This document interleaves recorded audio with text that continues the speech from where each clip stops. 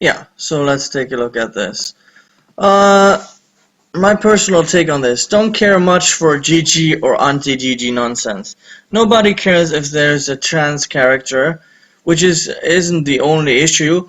Of course, these SJWs uh, uh, in the comment section, as well as the article, are painting this narrative as such. That's what they always do. We care if it makes sense. Uh, if it makes sense. Look at how Witcher 3 handled their homosexual character.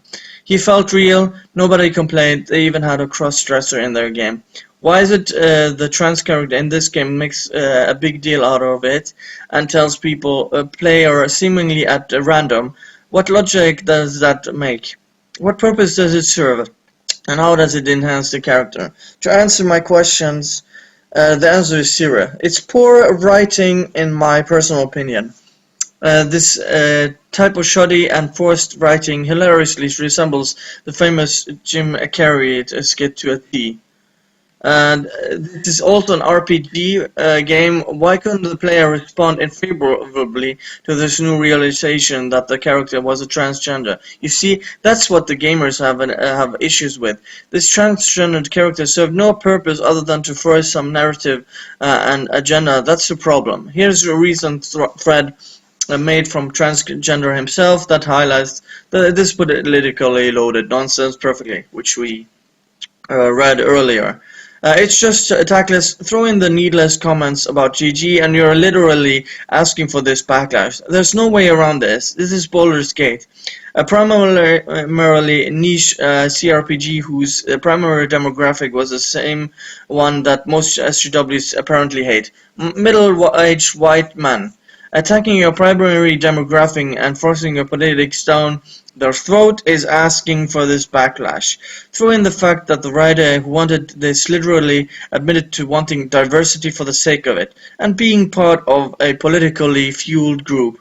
I won't name them for fear of getting banned. I feel I have been civil with my opinion, so I won't push it any further. Not with the recent bans. And it just becomes painfully apparent after the developer's writer's motive. Why can't people leave the classics alone? Why rewrite the characters? Why not just make your own game and leave the classics faithful to the source material? On top of this, the developers then blame GG due to the gamers speaking out on the numerous other problems. Completely poor writing in general, in my opinion, bugs everywhere, etc. And then pleading for good review scores, something that I'm pretty sure isn't allowed, and it just screams of poor PR management and lack of foresight and damage control. So, just like the writer who implemented these ideas, recently responded to critics by saying, if you don't like it, deal with it. Well, to that I say, if you don't like the backlash, then deal with it. Yeah. Basically, again, they're denying the consumers to address their concerns with the game, with bugs, poor writing, and basically just equating it to hate speech. The one example I would actually draw of a good transgender character is the one in Dragon Age, which isn't even revealed in one of the last conversations, kind of revealing that this is a woman who is a transgender to female to man. So, but it doesn't make a big deal out of it. That's the only recent example I can think of where a transgender person has been handled well.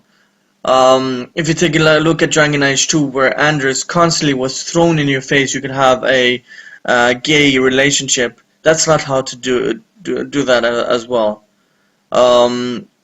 And we've seen these ideologues trying to push their narrative in games when there's no reason for it. It's just lazy writing.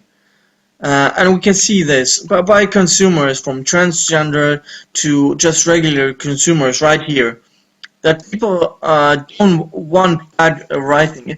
People don't even care if the character is transgender. They want good writing, and basically what these SJWs are doing is making the transgender the main character trait instead of making a good character and then kind of explaining that this character is transgender. But that's kind of too much to ask for.